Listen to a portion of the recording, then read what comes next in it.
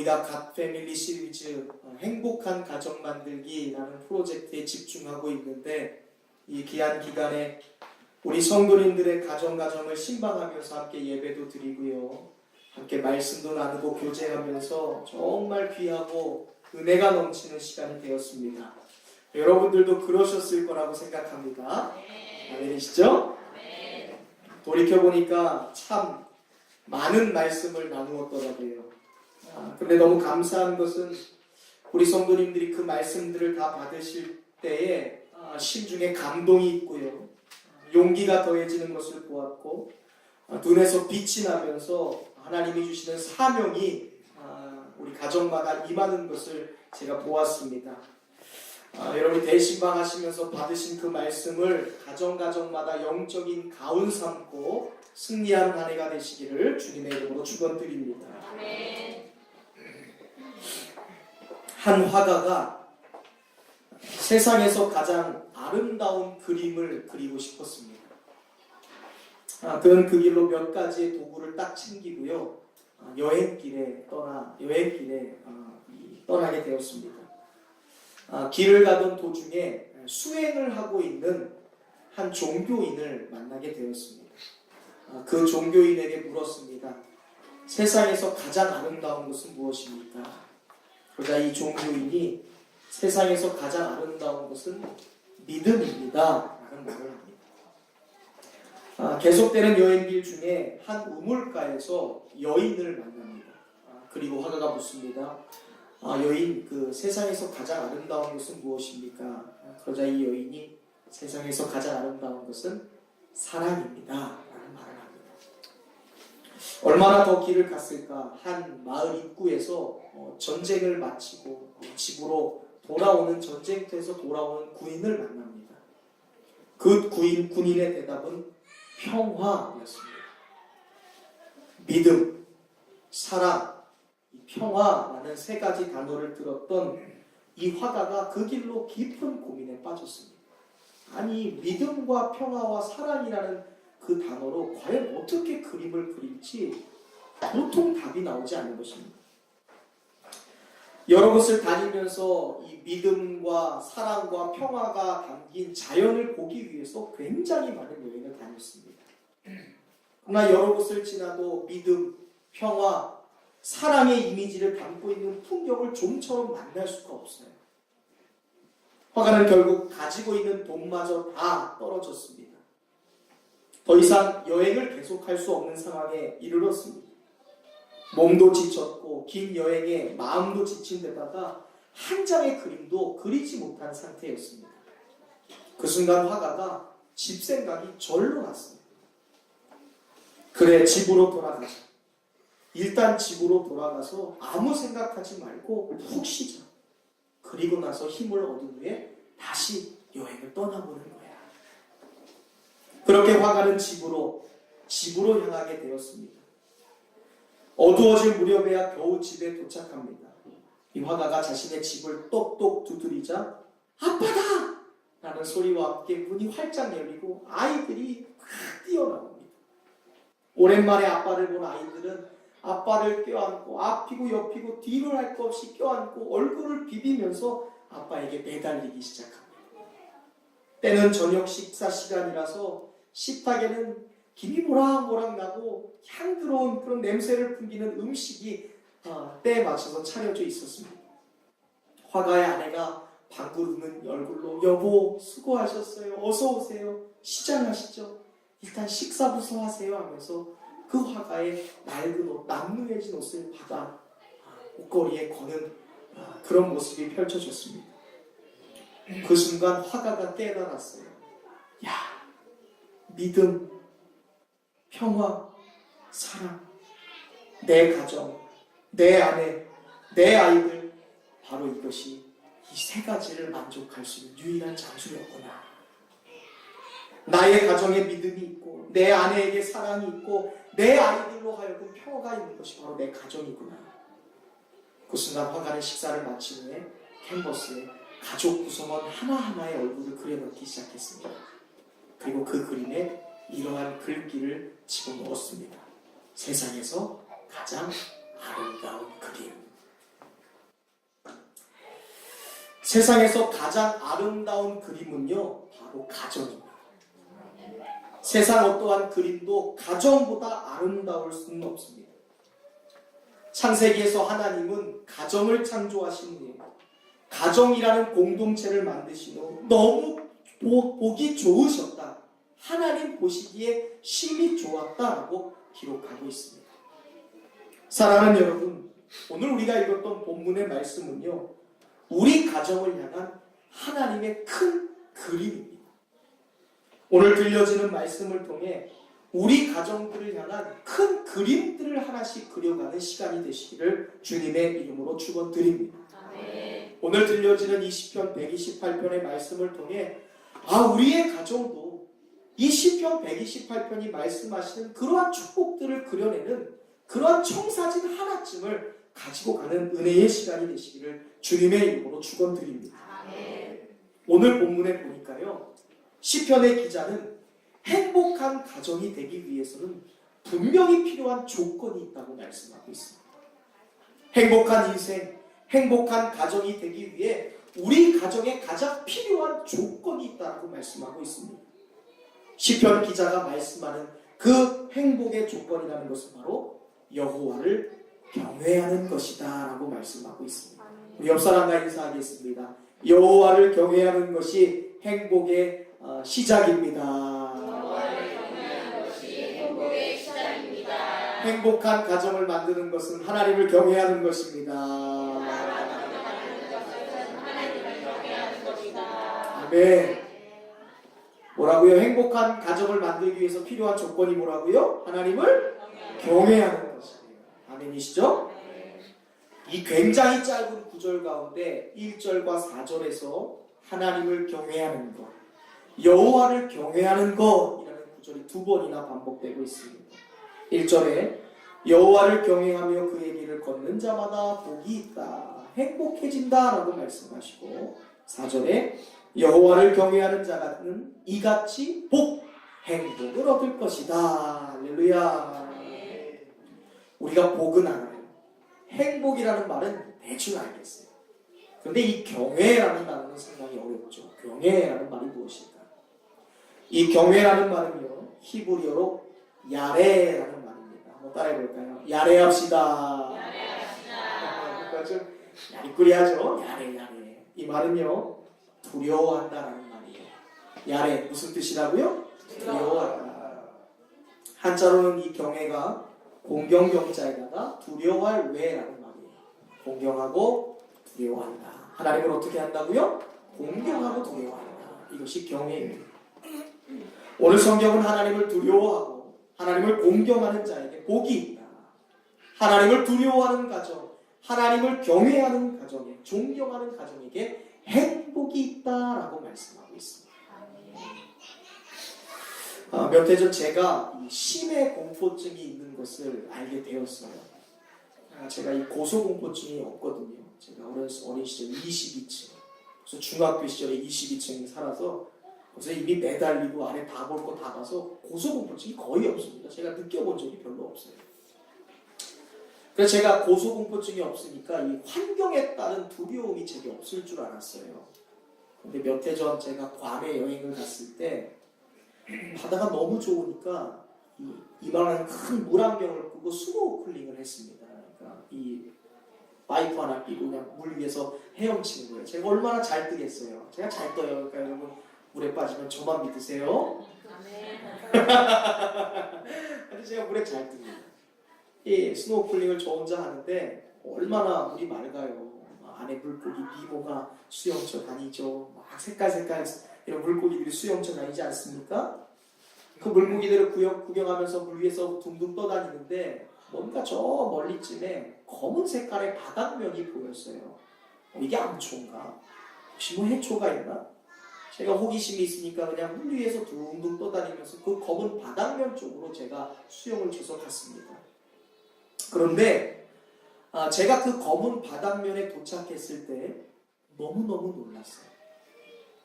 저에게 그냥 검은 바닥면으로 보였던 것이 바다의 바닥이 아니라 해안 절벽이었어요. 제가 보기에 최소 10여 미터는 더 깊어 보이는 그 해저면, 그 해안 절벽이 바로 수영 치던 곳에서 얼마 떨어지지 않아서 이 정말 낭떠러지 같은 바다 안에 그 해안 절벽이 제가 멀리서 봤을 때 그냥 시커먼 바닥처럼 보였던 거예요. 제가 수영을 하다가 검은 바닥인 줄 알고서 그곳을 따라가는데 그 앞에 끝을 알 수 없는 해저, 그 깊은 심해가 보이는데 제가 순간 생전 처음으로 심해를 봤을 때 그 순간 제게 임했던 공포심이여 말로 할 수가 없어요. 와, 그 깊은 아주 청록색의 바다가 제 눈앞에 보이는데 와, 여기서 죽을 수도 있겠구나라는 것이 바로 그 자리에서 공포감으로 느껴졌습니다. 그 뒤에 제가 이 스노우쿨링을 그 뒤부터 이렇게 좀 멀리 하게 됐어요. 자꾸 그 기억이 떠오르는 거예요. 아마 여러분 모양은 다르지만 여러분들 살아가시면서 눈앞에 보이는 것 때문에 두려움이라는 것을 여러분 느껴본 적이 분명히 있으실지 모르겠어요. 트라우마라고도 하죠. 그런데 반대로 보이지 않는 하나님, 눈앞에 보이지 않는 것을 두려워한다는 것은요, 말처럼 쉬운 게 아니에요. 하나님이 눈앞에 보이지 않으니까 살아가다 보면 하나님을 내가 인식하거나 깊이 생각하지 못하는 일들이 우리 삶에서 비일비재합니다. 내 눈앞에 하나님이 보이지 않으시니까 살아가면서 하나님을 인식하지 못하는 것이 오늘을 살아가는 크리스찬들의 또 다른 현 주소라는 것입니다. 어떤 목사님이 하나님을 경외한다는 것을 이렇게 설명하셨더라고요. 창세기 37장에 보면 요셉이 나오죠. 시기하는 형들의 손에 의하여 요셉이 미디안 상인들에게 팔려서 애국으로 종으로 팔려갑니다. 그리고 이 바로의 친위 대장이었던 보디발이라는 장군이요, 이 미디안 상인들의 손에서 이 요셉을 종으로 삽니다. 그 후로 이 보디발 장군의 집에서 요셉이 종으로 살아가게 되는데, 요셉이 얼마나 신실하고 충실했던지 이 보디발 장군이 요셉에게 감명을 받아서 그를 자신 가정의 총무로 삼습니다. 집사로 삼는 거예요. 그리고는 자기의 모든 것을 그 요셉에게 맡깁니다. 다 책임지게 하는 거예요. 집문서도 맡기고요, 카드키도 맡기고요, 다 맡기는 거예요. 그러던 어느 날 이 보디발의 아내였던 이 아내가 요셉을 유혹합니다. 아마 잘 알고 계실 거예요. 그냥 눈만 마주치면 윙크를 막 계속 해대고요. 좀 틈만 나면 가슴을 내보이고 허벅지를 들어보이면서 그 젊디 젊은 요셉을 유혹하는 거예요. 아마 야, 나도 그런 일 한번 있었으면 좋겠다, 이런 거 생각하시는 분들이 계실지 모르겠지만 시도 때도 없이 요셉을 유혹하는 거예요. 근데 요셉이 굴하지 않습니다. 근데 어느 날 가정 집에 아무도 없었어요. 그러니까 이 여자가 일을 벌입니다. 요셉을 막 붙잡고 늘어지는 거예요. 나랑 자자, 나랑 자자, 나랑 자자. 그러자 요셉이 그 성적 유혹을 피하기 위해 자기의 옷을 잡고 늘어지는 그 옷을 벗겨지면서까지, 그 옷을 놓아버리면서까지 그 자리를 피해버려요. 왜 그렇게 할 수밖에 없었나? 왜 그녀의 유혹에 성경은 매일같이 그녀가 요셉을 유혹했다라고 하거든요. 어떻게 그 유혹을 피할 수 있었나? 그 비결이 바로 경외였습니다. 우리는 요셉의 고백에서 하나님을 경외한다는 것, 두려워하고 공경한다는 것이 어떤 것인지를 분명히 보게 됩니다. 창세기 39장 8절에서 9절에 요셉의 고백이 나오는데 한번 읽어보겠습니다. 읽어봅시다. 시작. 요셉이 거절하며 자기 주인의 아내에게 이르되 내 주인이 집안의 모든 소유를 간섭하지 아니하고 다 내 손에 위탁하였으니 이 중에는 나보다 큰 자가 없으며 주인이 아무것도 내게 금하지 아니하였어도 금한 것은 당신이니 당신은 그의 아내이니라. 그런즉 내가 어찌 이 큰 악을 하여 하나님께 죄를 지으리까. 아멘. 멋있어요. 제게 참 고마운 주인입니다. 세상에 어떻게 이런 사람이 있을 수 있어요? 저는 종인데 처음으로 저를 인간 대접해 주신 분이 바로 당신의 남편 아닌가요? 그 남편이 나를 신뢰해서 모든 것을 내게 허락했습니다. 다 내 마음대로 해도 되는데 단 하나, 당신만은 건드리면 안 됩니다. 내가 만약 당신을 간음하거나 당신을 품었을 때 이 일이 나의 주인에게, 당신의 남편에게 이게 납득이나 되겠습니까?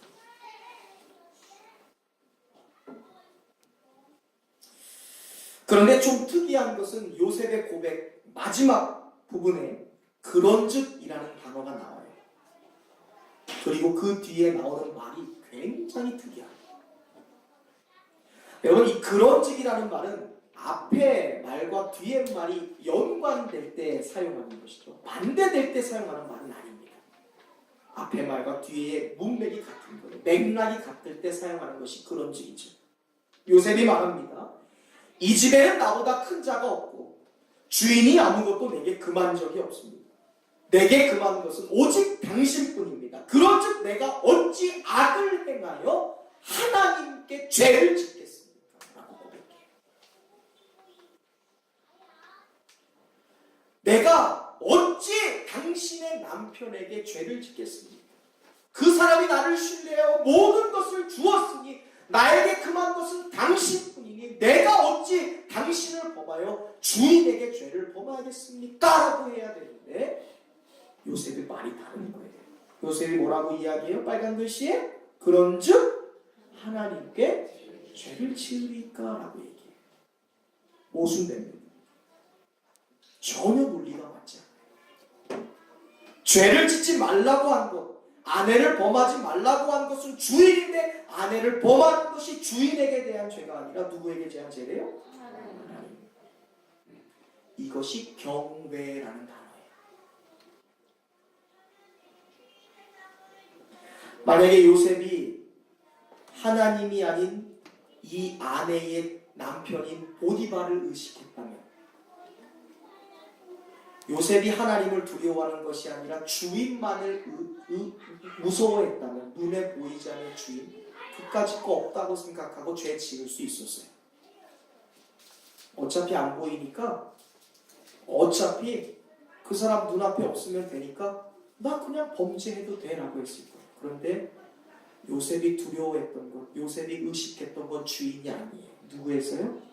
하나님이 하시고. 이게 경외예요. 여러분의 삶에서 사람이 아니라 누구를 의식하는 것? 하나님.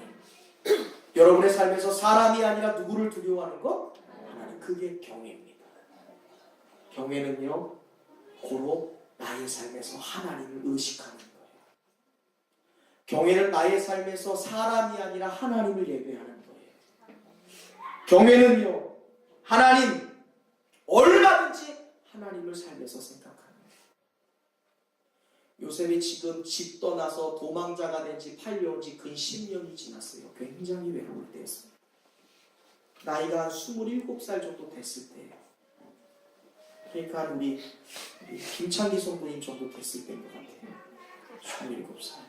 굉장히 열정이 있었어요. 굉장히 혈기왕성하고 성욕이 충만했어요. 그가 주인을 의식하고 주인을 무서워했다면 얼마든지 그 안에 범할 수 있었어요. 자기도 덮칠 수 있었어요. 싫다고 해도 덮쳤어요. 근데 요셉은 하나님을 두려워했기 때문에 그녀의 끈질긴 유혹을 피할 수 있었습니다. 요셉은 겉만 보고 판단하는 인간은 얼마든지 속일 수 있을 거라 생각했어요. 그러나 하나님은 절대 속일 수 없는 분임을 믿고 있었어요. 얼마든지 성적 쾌락을 즐길 수 있음에도 불구하고 요셉은 하나님 앞에서 보디발의 아내를 범할 수 없다라고 고백해요. 이것이 바로 경외예요. 하나님을 경외한다는 것. 얼마든지 할 수 있지만 하지 않는 것.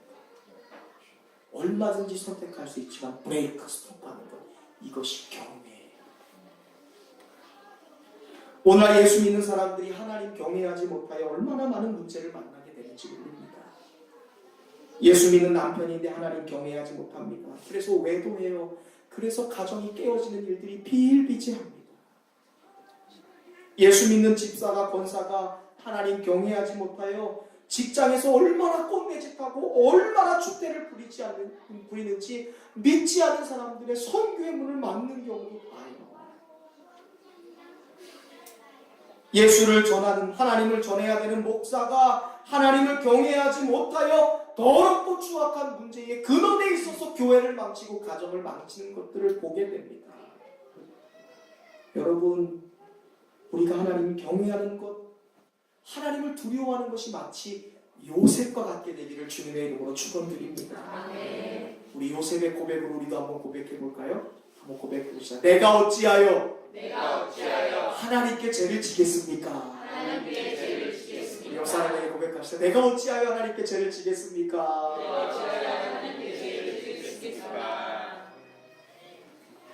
그러므로 하나님을 경외해야 한다는 것은요, 하나님을 의식하는 거예요. 하나님을 경외하는 것은 하나님을 예배하는 것이고요, 하나님을 경외한다는 것은 우리 가정의 가운을 하나님을 경외하는 것으로 삼는 거예요. 하나님을 경외하는 것, 우리 가정의 주인으로 하나님 모시는 것이 바로 하나님을 경외하는 줄로 믿습니다. 우리의 모든 가족이 하나님을 사랑하고요, 하나님 중심으로 남편과 아내가 살아가고요, 하나님의 뜻을 부모와 자녀가 함께 이루며 살 때 마귀가 틈탈 일도 없을 뿐 아니라 죄악도 그 어떤 문제로 우리의 가정을 침범하지 못하게 될 줄로 믿습니다. 돈이 많거나 여행을 자주 다녀서 좋은 음식을 먹으러 다녀서 행복한 것이 아니라 하나님을 온 구성원들이 예배하고 경외할 때 가족 모두가 하나님의 임재 가운데 놓치게, 하나님의 임재가 그 가정 가운데 놓이게 될 때 우리는 진정한 행복을 누릴 수 있게 되는 줄로 믿습니다. 하나님을 경외할 때 시편 128편의 기자는 이제 2절 이하에 하나님을 경외하는 가정에게 이러한 축복이 있을 거다, 이러한 선물이 있을 거다라고 이야기해요. 여러분 잘 주목하세요. 이제 시편 128편 2절에서 나오는 몇 가지의 축복이 있는데요, 이것은 로고스인 사람들은 절대 경험 못합니다. 하나님을 경외하는 것, 인식하고 인지하고 두려워하고 예배하는 것이 내 삶에서 레마가 되는 사람들만이 받을 수 있는 축복이에요. 할렐루야. 이 말씀 우리 레마로 받게 되기를 소망합니다.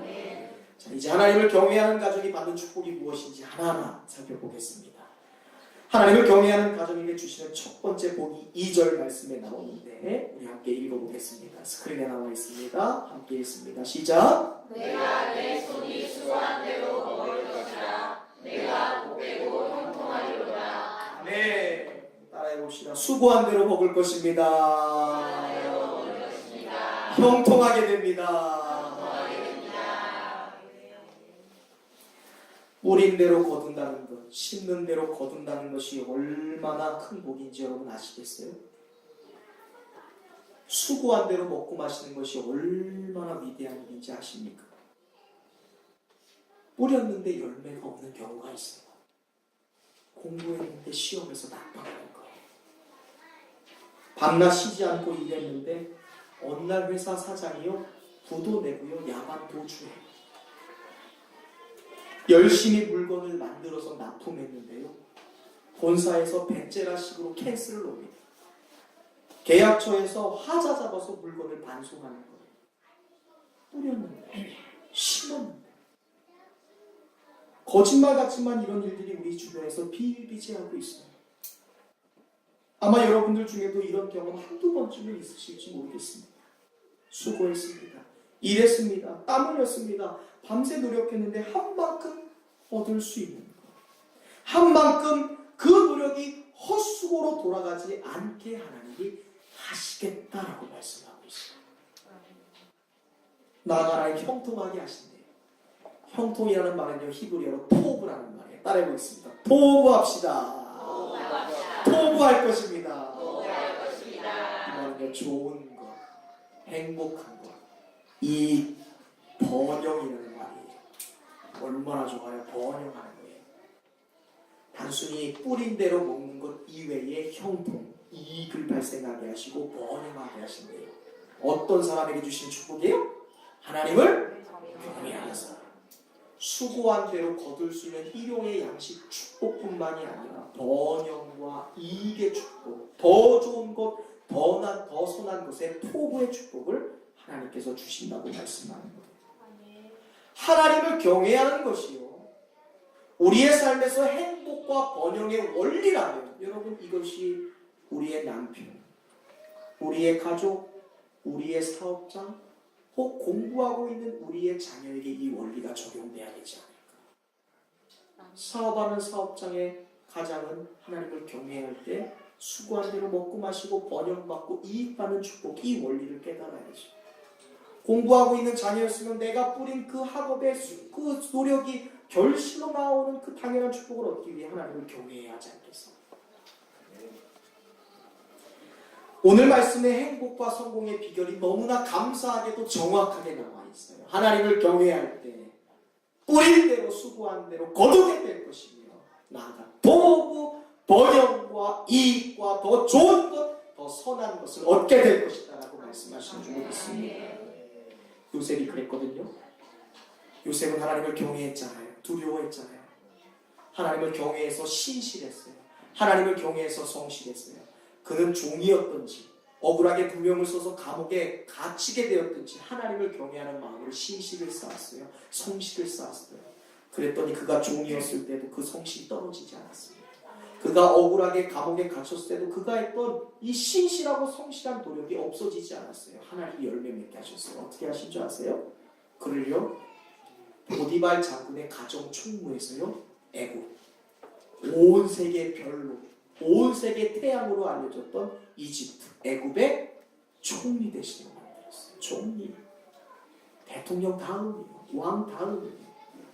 왕에게 있는 것은 반지 하나뿐이에요. 왕이 반지 하나 더 갖고 있는 거예요. 그리고 나아가 그의 온 가정이 기근으로 말미암아 죽게 되었을 때 요셉으로 인하여 그 가정을 구원하는 사명자로 그를 세우신 줄로 믿습니다. 경외할 때 그를 통해 번영시키신 거예요. 경외할 때 그의 성실이 떨어지지 않고 열매 맺어 애굽의 총리가 된 줄로 믿습니다. 저는 부모 여러분이 먼저 하나님을 경외하는 부모가 되기를 간절히 소망합니다. 그리고 우리의 자녀들을 주님을 경외하는 자녀, 우리 가정의 가훈이 하나님을 경외하는 가정이라는 가훈으로 삼을 수 있기를 간절히 바랍니다. 그리하여 우리가 상상하는 일들이 상식이 되는 축복이 있기를 주님의 이름으로 축원드립니다. 한번 이야기해 봅시다. 옆사람과 축복합시다. 하나님을 경외하여 상상이 상식이 되는 가정 만듭시다.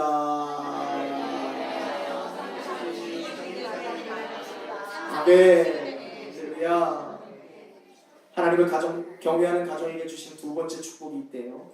로고스 아니에요. 레마 할 때예요. 두 번째 축복 무엇입니까? 3절 말씀 읽어보겠습니다. 시작. 내 장막에 있는 내 아내는 결실치 않고 포도나무 같으며 내 식탁에 둘러앉은 자식들은 어린 감람나무 같으리라. 네. 하나님을 경외할 때요 기쁨을 주는 사람이 된대요. 하나님을 경외할 때에 존귀한 사람이 된대요. 따라하겠습니다. 하나님을 경외할 때 기쁨을 주는 사람이 됩니다. 존귀한 사람이 됩니다. 하나님을 경외할 때 어떤 사람이 된다고요? 기쁨을 주고 존귀한 사람이 된대요. 여러분이 그러한 사람이 되시길 주님의 이름으로 축원드립니다. 성경에서요 포도라는 것은요 기쁨을 상징해요. 포도는 그냥 기쁨이라고 생각하면 돼요. 생각해보세요. 여러분이 진분을 딱 열고하는데 여러분의 진분 위에 이 넝쿨인 포도 열매가 가득하다고 생각해보세요.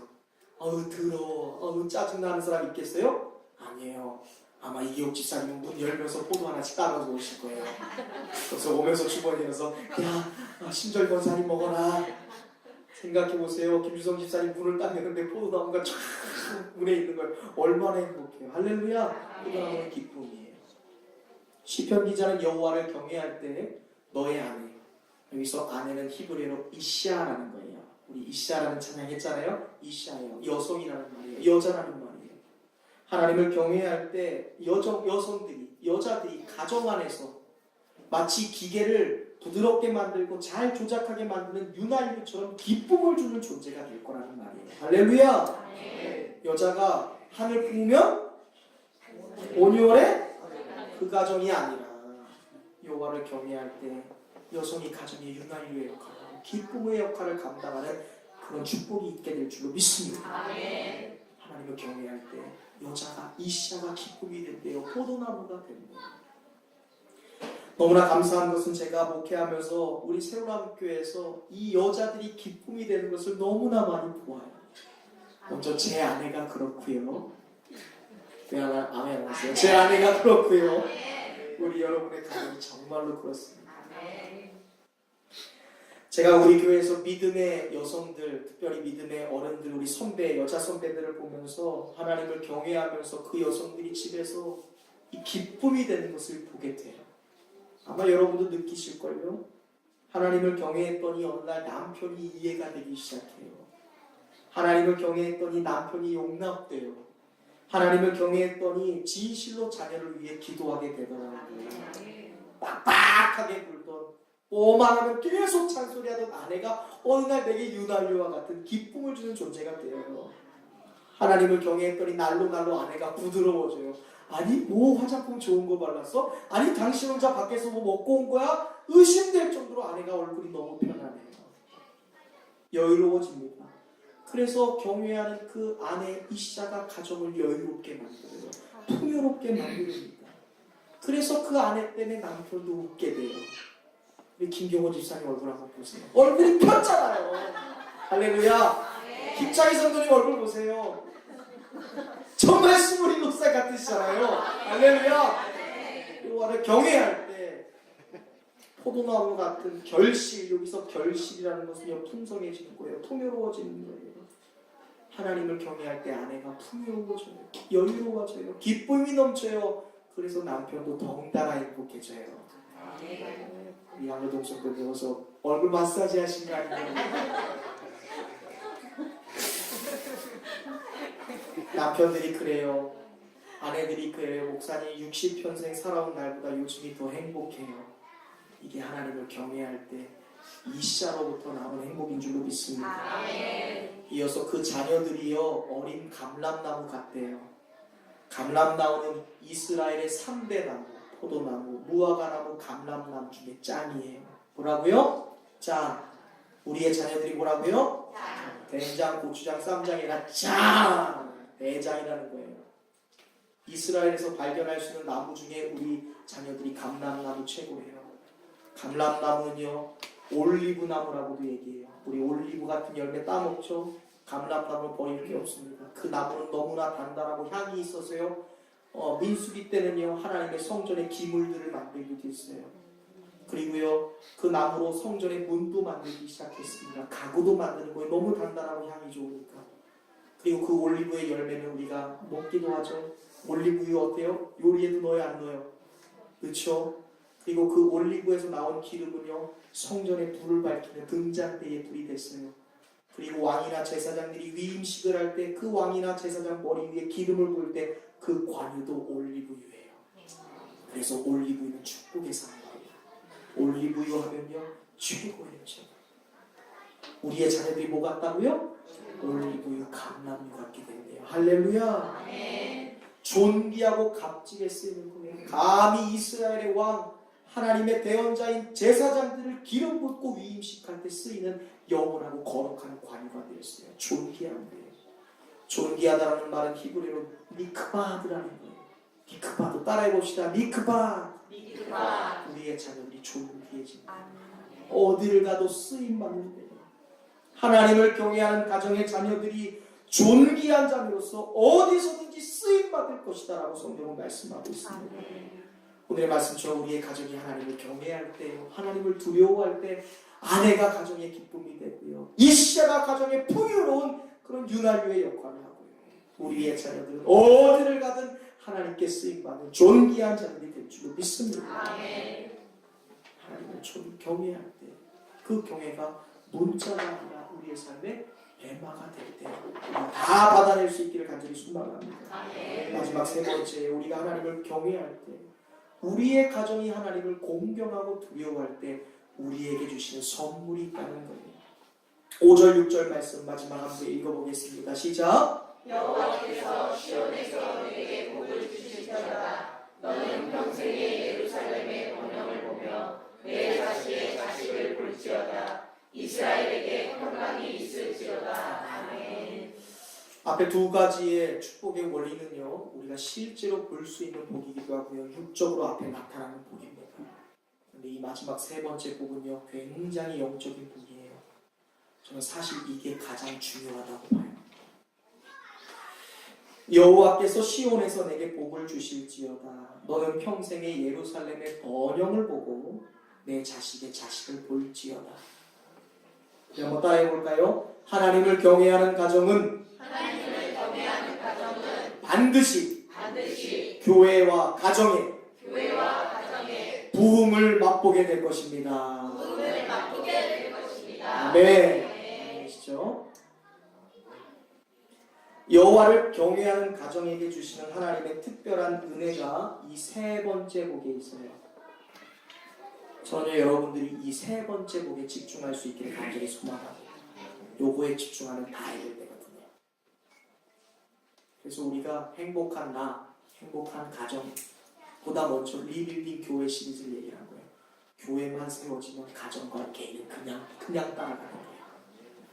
교회, 우리 리빌딩 첫 번째 얘기했던 거 기억하세요? 교회는 건물이나 장소가 아니라 뭐다? 사람이다. 기억하세요? 예수 그리스도를 구원자로 고백하는 사람이 곧 뭐라고 얘기했어요? 교회만 제대로 세워지면 가정이 제대로 세워집니다. 교회만 제대로 세워지면 인생 제대로 피는 거예요. 이 세 번째 원리가 그 교회에 대해 이야기하는 거예요. 여기서 이 시온이라는 말이 나와요. 시온은 히브리어로 치온이라는 말입니다. 치온. 뭐라고요? 치온. 이 말은 하나님의 요새, 하나님의 보호하심이라는 말이 치온이에요. 이어서 예루살렘이라는 단어가 나오는데 예루살렘은요 하나님의 언약궤가 있는 성소, 성막을 이야기하는 거예요. 오늘날로 말하는 교회를 뜻하는 거예요. 하나님의 요새, 하나님의 은혜로 말미암아 거기서 발생하는 복이 교회의 번영을 보게 할 것이다 라는 말이에요. 하나님의 성소, 오늘날 이 땅에 세워진 거룩한 하나님의 도성인 교회의 부흥을 맛보게 될 것이다. 이것이 하나님을 경외하는 자에게 주는 영적인 축복이에요. 교회의 부흥을 맛본대요. 뭐하는 사람이 하나님을 경외하는 사람. 치온, 하나님의 요새, 하나님의 보호하신 가운데 흘러나온 복이 있습니다. 이 복으로 인하여 이 땅 가운데 하나님의 거룩한 도성 예루살렘인 교회의 부흥을 직접 목도하게 될 거라는 거예요. 그 교회가 부흥했더라, 교회가 성장했다는 것을 귀로 듣는 것이 아니라 내가 직접 내는고 경험하게 된다는 거예요. 그런데 여기는 굉장히 중요한 두 가지의 의미가 있습니다. 먼저는요, 여러분이 교회가 부흥할 때 그 부흥을요, 교회 외부에서, 어디에서요? 외부에서 그것을 이렇게 뒤에서 바라보는 관찰자가 될 수 있다는 첫 번째 원리가 있어요. 교회의 부흥을 밖에서만 바라보는 관찰자가 될 수 있고요. 두 번째는요, 교회 내부에서 그 부흥을 주도하는, 그 부흥을 만들어내는 사람으로 여러분이 쓰임을 받을 수 있다는 두 가지 원리가 이 5절에 나와 있어요. 여러분 생각해 보세요. 교회가 부흥할 때 그 교회를 관찰자로서 밖에서 바라보는 사람이 되길 원하세요? 그 교회의 부흥을 안에서 주도하는 사람이 되길 원하세요? 바뀌신 분은 문 열고 다른 교회 가시면 돼요. 우리 교회는요, 부흥을 주도하는 교회가 돼야 돼요. 할렐루야. 이 땅에 하나님의 거룩한 도성인 이 예루살렘, 이 교회를 부흥의 역사를 여러분 이 안에서 주도하셔야 돼요. 그게 우리 교회가 존재하는 목적이에요. 제가 여러분에게 보냄을 받고 여러분이 저와 함께 이 교회를 이룬 목적이 거기 있어요. 내가 주도하는 거예요.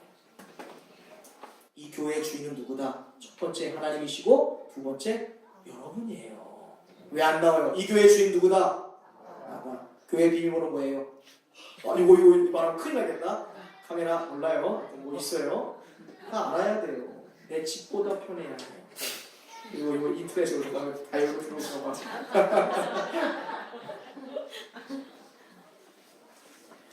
자, 교회 부흥의 역사를 안에서 주도하는 사람이 있고 밖에서 그저 관찰만 하는 사람이 있다고 말하는데 그 차이점은 어디서 나는 것일까요? 이게 복이라는 단어에 있어요. 자, 잘 보세요. 시편 128편에 복이라는 단어가 굉장히 많나요? 제가 알기로 4번이 나오는데 1절과 2절에서 나오는 복이 있어요. 우리가 눈으로 바라볼 수 있는 복이에요. 아내가 포도나무 같고 내 자녀들이 감람나무 같을지어다. 수고한 대로 먹고 마시고 토부 번영의 복을 볼지어다. 그 복은 눈앞에 보이는 복이에요. 그 복은요 히브리어로 에셰르라는 단어예요. 따라해보겠습니다. 에셰르.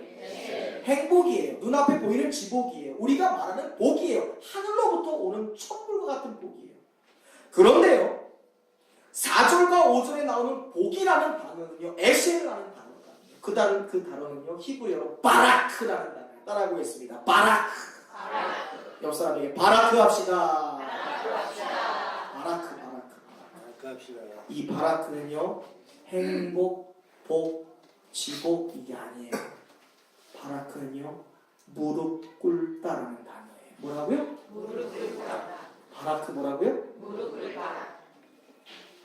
시온에서 복이 임할 것이니 시온에서 너희에게 복이 있을 것이니 시온에서 너희에게 하나님의 요새에서 너희에게 축복이나 너희에게 선물이 올 것이 아니라 하나님의 요새에서 무릎 꿇는 일이 내려올 것이니 하나님의 성전에서 너희를 무릎 꿇게 할 것이니 우리를 바라크하게 할 것이니 그 바라크가 교회와 가정의 번영을 갖고 오게 될 것이다.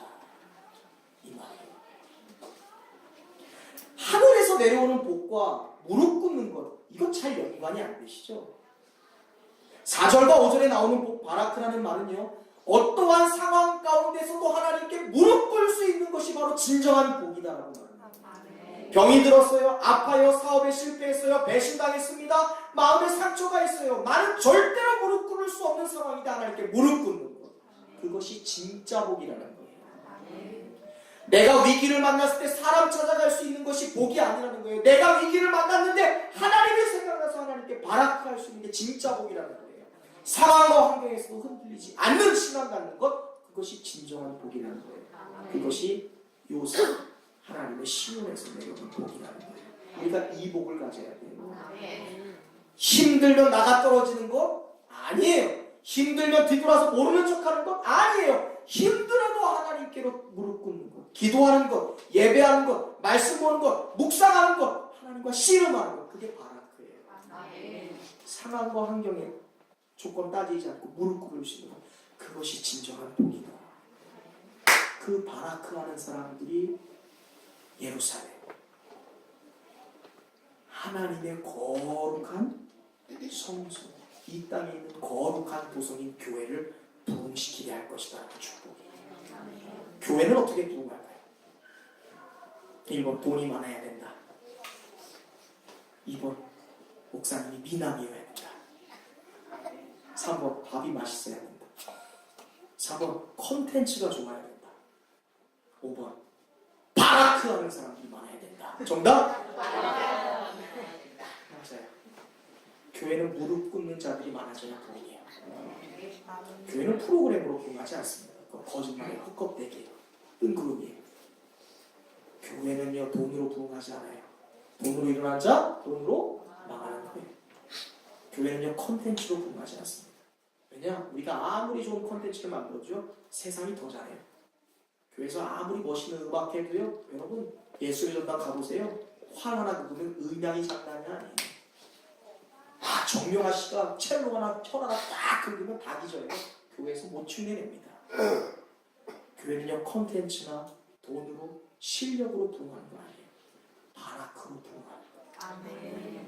하나님 앞에 무릎 꿇는 사람, 하나님 앞에 예배하는 사람, 하나님께 기도하는 사람, 하나님께 매달리는 사람, 그 사람들이 많은 교회, 그 가정이 많은 교회가 부흥하는 교회가 될 줄로 믿습니다.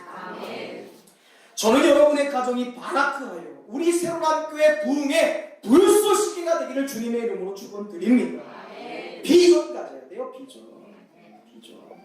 어떤 집에 가서 살겠다, 내가 어떤 사람이 되겠다는 그런 인간적인 꿈이 아니라 하나님 내가 바라크 무릎 꿇게 하시고 기도하게 하시고 예배하게 하시고 우리의 가정이 하나님 바라크 기도하고 예배하는 가정 되게 하셔서 이 땅 가운데 하나님이 주신 거룩한 도성 예루살렘 이 새로운 교회의 부흥을 주도하는 가정이 되게 하여 주시옵소서. 이 마지막 때에 여러분과 여러분의 가정과 자녀가 하나님 앞에 수시로 바라크하여 무릎 꿇고 기도하고 예배하여 이 교회 안에서 교회의 부흥의 역사를 주도하게 되시길 주님의 이름으로 축원드립니다. 생각해보세요. 우리가 바라크할 때 이 교회가 부흥하는 거예요.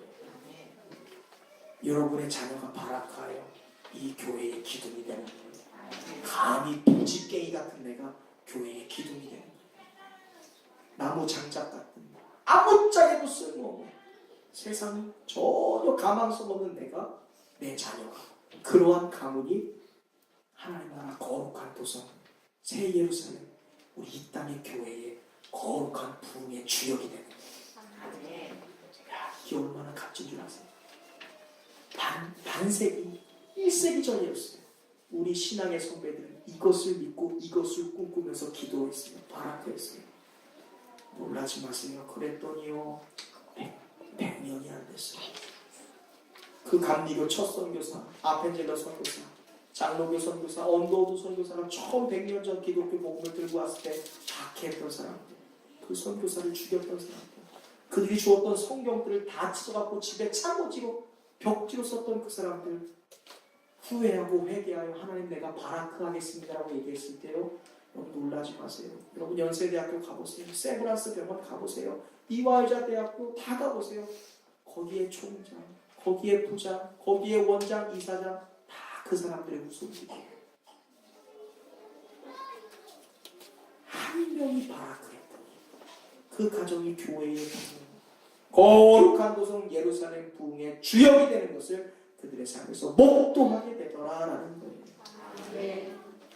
우리가 아무리 노력해도요, 연세 세브란스 병원 원장 만들어낼 수 없습니다.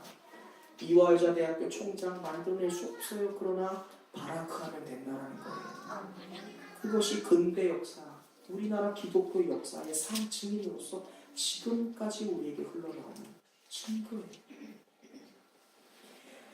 그리고 우리가 바라크할 때, 하나님 앞에서 무릎 꿇을 때 가정 안에서 믿음의 혈통이 대를 이어서 간다고 말씀하고 있어요. 그것이 너의 자식의 자식을 볼지어다는 거예요.